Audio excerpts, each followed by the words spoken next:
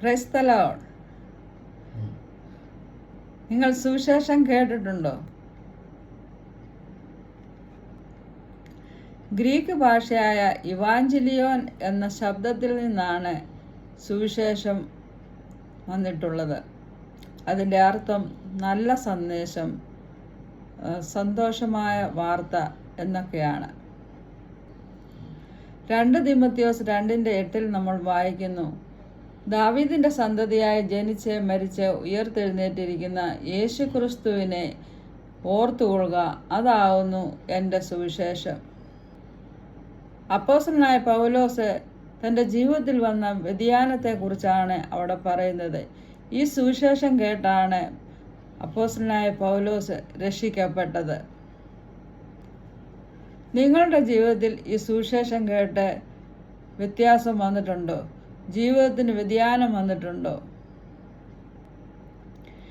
ഈ ഭൂമിയിൽ നമ്മൾ വായിക്കുന്നു, റോമാലേഖനം 3:23 സകല മനുഷ്യരും ദൈവത്തെ മറന്നു കർത്താവിൻ്റെ മഹത്വത്തിൽ നിന്ന് മാറിയിരിക്കുന്നു എന്ന് നമ്മൾ വായിക്കുന്നു. പാപത്തിൻ്റെ ബന്ധനത്തിൽ അടിമപ്പെട്ട ജനങ്ങളെ വീണ്ടെടുക്കാനാണ്. അത് ക്രിസ്ത്യൻസിന് വേണ്ടി മാത്രമല്ല, സകല മനുഷ്യരെയും വിടുവിക്കേണ്ടതിനാണ് യേശു ക്രിസ്തു രൂപമെടുത്ത് ഈ ഭൂമിയിൽ കടന്നു വന്നത്.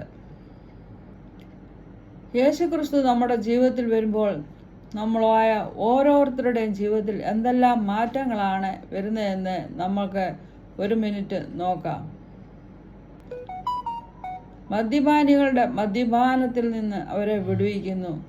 സിഗരറ്റ്, ബീഡി വലിക്കുക, അതുപോലെ വ്യഭിചാരത്തിൻ്റെ ബന്ധനത്തിലായിരിക്കുന്നവരെ ഒക്കെയും ദൈവം അവൻ്റെ സുവിശേഷത്താൽ വിടുവിക്കുന്നതായിട്ട് നമുക്ക് കാണാം. അനേക സമാധാനമില്ലാത്ത ഭവനത്തിൽ സമാധാനം കടന്നു വരുന്നു. സന്തോഷമില്ലാത്ത ഭവനത്തിൽ സന്തോഷം ഉണ്ടാകുന്നു. എല്ലാത്തിനും ഉപരിയായിട്ട് യേശുക്രിസ്തു നമ്മുടെ ജീവിതത്തിൽ കടന്നു വരുമ്പോൾ നമുക്ക് നിത്യജീവനെയാണ് ലഭിക്കുന്നത്. യോഹന്നാന്റെ സുവിശേഷം 10 അധ്യായത്തിൽ നമ്മൾ വായിക്കുന്നു, അവൻ നമുക്ക് ജീവൻ തരുവാനും സമൃദ്ധിയായ ജീവൻ തരുവാനുമാണ് നമ്മുടെ ജീവിതത്തിൽ വന്നത്.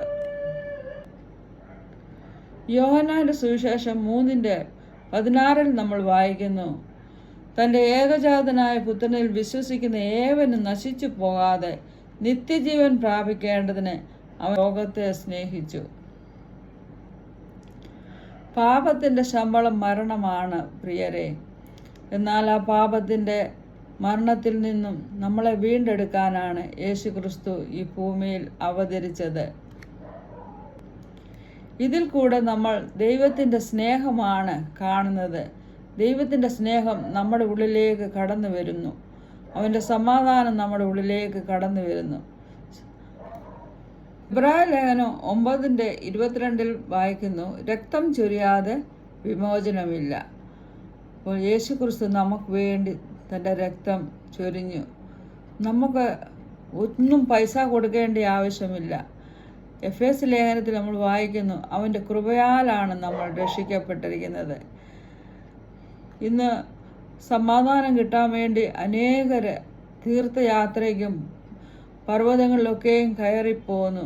എങ്ങനെയെങ്കിലും സമാധാനം കിട്ടണം. എന്നാൽ നമുക്ക് അങ്ങനെയൊന്നും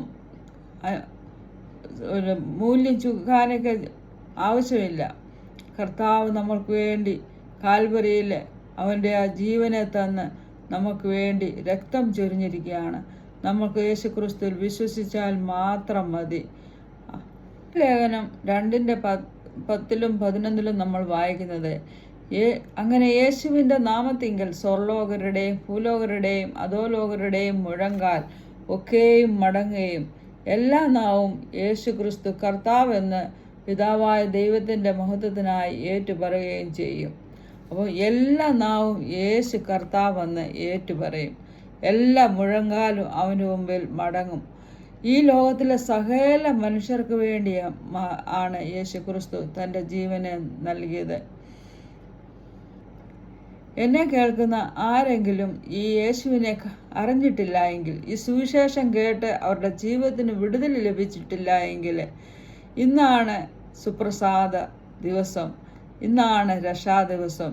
നിങ്ങൾ യേശുവിനെ കർത്താവായി സ്വീകരിക്കുക. അതൊരു പ്രോസസ്സാണ്. റോമാലേഖനം 10:9 നമ്മൾ വായിക്കുന്നു, യേശുവിനെ കർത്താവെന്ന് നമ്മുടെ വാ കൊണ്ട് നമ്മൾ ഏറ്റുപറയണം. കർത്താവെ, നീ എൻ്റെ ഹൃദയത്തിൽ കടന്നു വന്നാട്ടെ എന്ന് നമ്മൾ കർത്താവിനെ നമ്മളുടെ ഹൃദയത്തിലേക്ക് സ്വീകരിക്കണം. നമ്മുടെ ഹൃദയത്തിൽ ഇത് വിശ്വസിക്കണം. പിതാവാം ദൈവം യേശുക്രിസ്തുവിനെ മരിച്ചവരുടെ ഇടയിൽ നിന്ന് ഉയർപ്പിച്ചുവെന്ന് വിശ്വസിക്കുമ്പോഴാണ് നമ്മൾ രക്ഷിക്കപ്പെടുന്നത്. അത് നമ്മുടെ ജീവിതത്തിൽ നമ്മൾ അനുഭവമാക്കണം. അപ്പോഴാണ് യേശുക്രിസ്തു നമ്മുടെ ഹൃദയത്തിൽ കർത്താവായി കടന്നു വരുന്നത്. നമ്മുടെ ശരീരം കർത്താവിൻ്റെ മന്ദിരമായി തീരും. ഒരു വിശുദ്ധമായിട്ടുള്ളൊരു ജീവിതം നയിക്കാൻ വേണ്ടി കർത്താവ് നമ്മളെ സഹായിക്കും. അതുകൊണ്ട് എന്നെ കേൾക്കുന്ന സകല പ്രിയപ്പെട്ടവരോടും ഞാൻ പറയുന്നത്, നിങ്ങളുടെ ഈ ജീവിതം ഇങ്ങനെ ഈ ലോകത്തിൻ്റെ മോഹങ്ങളാൽ, പാപത്തിൻ്റെ ബന്ധനത്താൽ നിങ്ങൾ അല്ലെങ്കിൽ ജീവിക്കേണ്ടത് അല്ല. ദൈവത്തിന് വേണ്ടി നിങ്ങളുടെ ജീവിതത്തെ സമർപ്പിക്കുക. ഈ വചനം നിങ്ങളുടെ ജീവിതത്തെ അനുഗ്രഹിക്കട്ടെ എന്ന് പറഞ്ഞുകൊണ്ട് 1 മിനിറ്റ് ഞാൻ പ്രാർത്ഥിക്കുന്നു.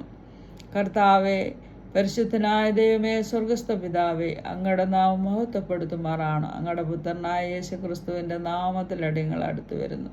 എന്നെ കേൾക്കുന്ന ഓരോ നിൻ്റെ മക്കളെയും നിൻ്റെ കരങ്ങളിൽ ഏൽപ്പിച്ച് പ്രാർത്ഥിക്കുന്നു. രക്ഷയുടെ അനുഭവത്തിൽ കടന്നു വന്നിട്ടില്ലാത്ത ഓരോ പ്രിയപ്പെട്ടവരെയും നിൻ്റെ കരങ്ങളിൽ ഏൽപ്പിക്കുന്നു. അവരൊക്കെയും രക്ഷിക്കപ്പെടട്ടെ, കർത്താവിന് വേണ്ടി പ്രയോജനപ്പെടട്ടെ, നിത്യജീവനെ അവകാശമാക്കട്ടെ. ഹല്ലേലൂയ. നീ ഞങ്ങളുടെ പ്രാർത്ഥനയും യാചനയും കേട്ടതിനാൽ സ്തോത്രം. യേശുവിൻ്റെ നാമത്തിൽ തന്നെ. ആമീൻ. Praise the Lord.